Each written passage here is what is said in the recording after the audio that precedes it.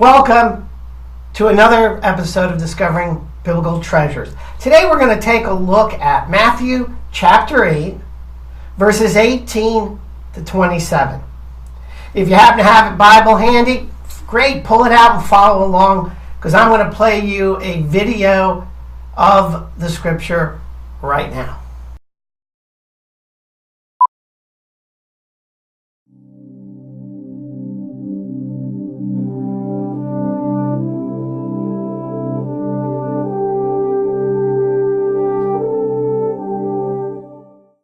Now when Jesus saw great crowds around him, he gave orders to go over to the other side.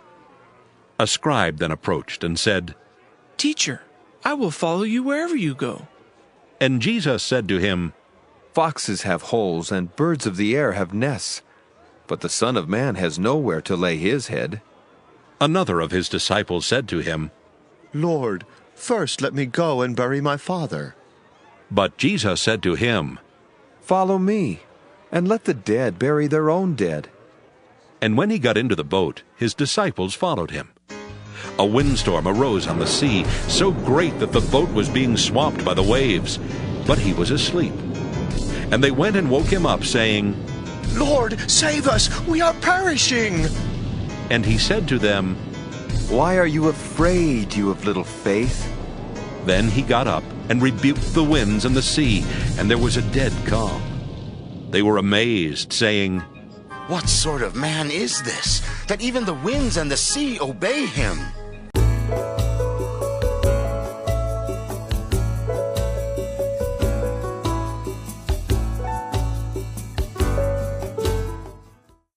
In Discovering Biblical Treasures, we use ancient Bible study methods that are taught here at BibleInteract.tv. If you're unfamiliar with them, you might want to pause for a moment and go watch some of our videos on ancient Bible study methods. What we do first in ancient methods is we look at the linguistic structure, because sometimes the way the passages are put together give us indications of where to look for the meaning God is wanting us to find. And Semitic people, or Near Eastern people, had a unique way of writing. They wrote a lot in chiasms. They wrote in metaphorical language. They wrote in allegorical language.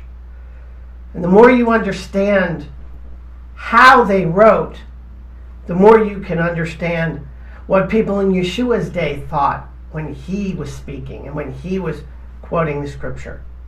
Let me put the linguistic structure up on a screen for you.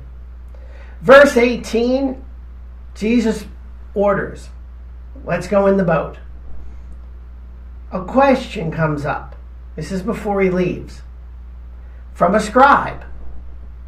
Jesus gives him an answer. Then there was another question. And then there was an answer. Now, the entire I shouldn't say that. Let me stop. This part of the passage, excuse me on that, could be viewed as an AB, A prime, B prime chiasm. And you can see the way I have it dented would show that. It's a repetition. Chiasms are repeating structures. So you can see question, answer, and they're all about, both of them about discipleship and following him. Continuing on, 23, 24 is a narrative, 25 is a plea. This is when they're on the boat and the winds start picking up, and then amazement. So this is more of a narrative, a little story of something that happened when Yeshua got in the boat and they finally did get out on the Sea of Galilee. Then we move into the questioning the passage section, and this is the key. You are allowed to ask questions of the scripture. Always look for deeper meaning, and the way you find deeper meaning is to ask questions that make you look deeper into the scripture. Let's go after the question of hard words. Hard words are sayings and words of Yeshua that Christian commentators have no clue what to do with. They don't understand what it means.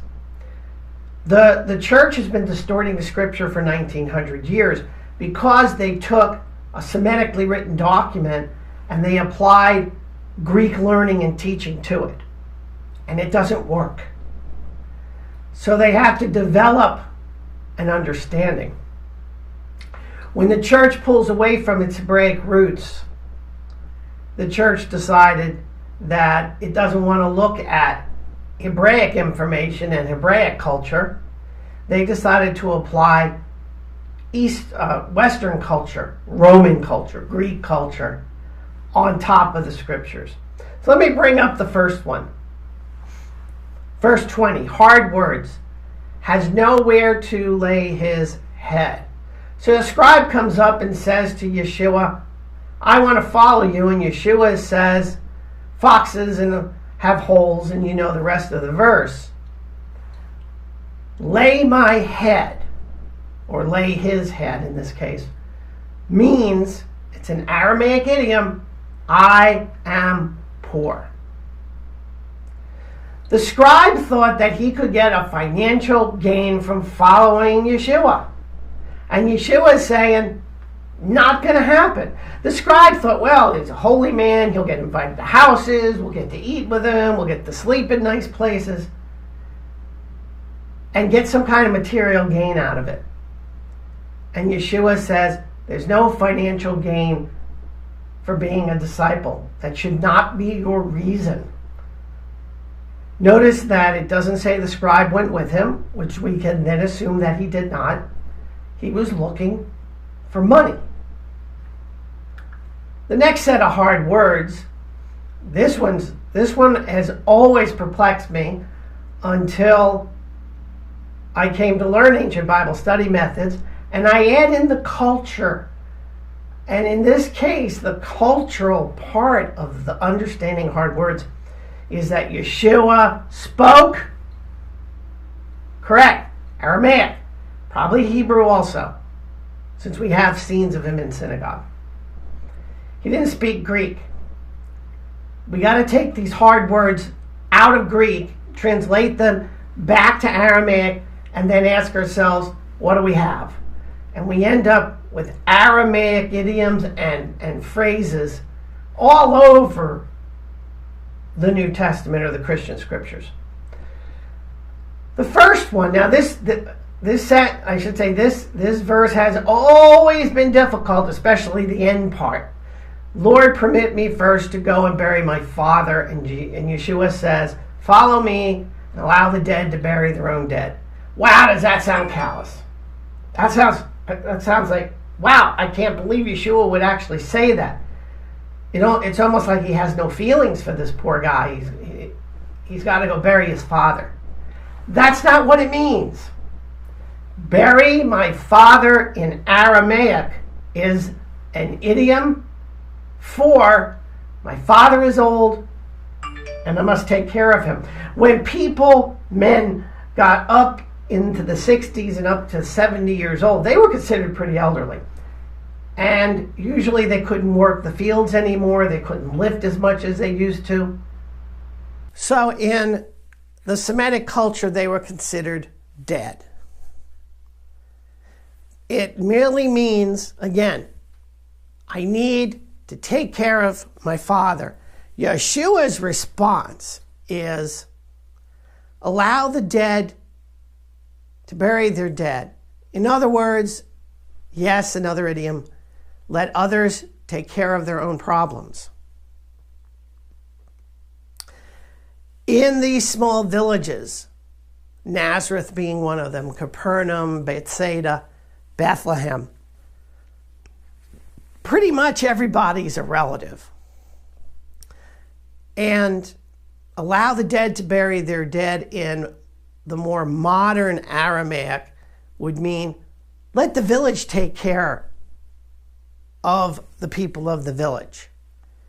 A lot of speculation around that one. But the biggie is Yeshua is saying, you want to be a disciple of mine, let others take care of their own problem. Remember, he was somewhat countercultural. And if you're not going to follow Yeshua because you have an elderly father, that needs to be taken care of, he's saying that's not a good reason. You should follow me anyway. And your father will be taken care of by the rest of the family or the village because you're all relatives.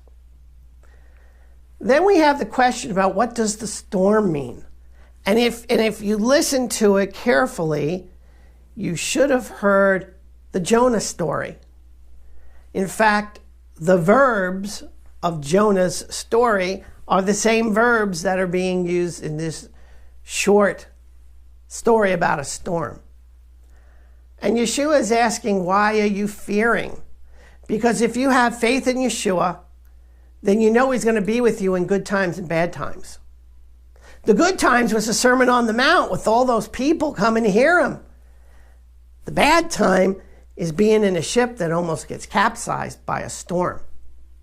Also, because remember, God's scripture is deep and has multiple meanings. Discipleship is hard. It's a hard life. It's not so hard for us today, is it? Hard back then. It could be hard on us today because all the cool things that you may have wanted to do that are sinful, you can't do. If you truly follow Yeshua, you don't do sinful things. Not intentionally, anyway. So, being a true disciple, doing the tithing thing, staying away from sin, could be a hard life. Not as hard as it was back then. In Yeshua's day, you would get killed for being a follower. It's not until like 318 or so, 317, that the persecutions are going to end. So Yeshua wants you to know that. You want to be a disciple, you better understand. You don't gain anything monetarily from it. It's a very hard life. Also, Matthew connecting Yeshua to Jonah identifies him as a true prophet of God. You're going through Matthew's gospel. He's not Messiah yet. He's definitely not God yet, but he's a prophet. We haven't seen prophets in a long time. So Matthew is identifying Yeshua as a great prophet. Some of the key points and things for us to think about today, you have to ask yourself, what does faith in Yeshua get you? It's a spiritual gain, not a materialistic gain. You are entering the kingdom of heaven. You are not going to be showered with money coming out of the sky. Some people will come to church and they come because they need something. They pray for something materialistically. But they're not going to get that. Not from Yeshua. It may happen. Granted, there are people that may help you. There may be other ways to get materialism. But if you're coming into discipleship with Yeshua expecting a material gain, their answer is it's not going to happen. Because your blessings are in heaven. I'm sorry, your blessings are from heaven. Your treasures are in heaven. So blessings do come down to you. I'm not saying your life isn't going to be better, because if you're following Yeshua and the Torah as he interprets it, then you're living a pretty good, righteous life, and usually good things happen to good people. That's the way the universe works. You're storing treasures in heaven, which are worth more. Catch that. Worth more than those material gains. It's a spiritual kingdom Yeshua is dealing with. And by chapter 8, we don't understand that yet. But we're starting to. There are people that attend church for material gain. There's absolutely no question about it. But a question that you have to be able to answer is, why do you follow Yeshua? So I follow Yeshua for, and give a reason. Because you're going to be asked that. 22 years ago, I was outside of the faith. And I would ask my beautiful bride, so what do you get for following this Yeshua? What do you get? And it's unfortunate we ask that kind of question, But that's the way the world is. And if you're going to do evangelism, you got to do it in a way to understand this is what people are thinking. So, ask yourself that question. Why are you a disciple of Yeshua? Well, my blessing from heaven is knowing that you are watching this episode and that hopefully all my work and research is going to help somebody understand Yeshua better. So I thank you for watching. God bless you, and I'll see you next time on Discovering Biblical Treasures. Shalom.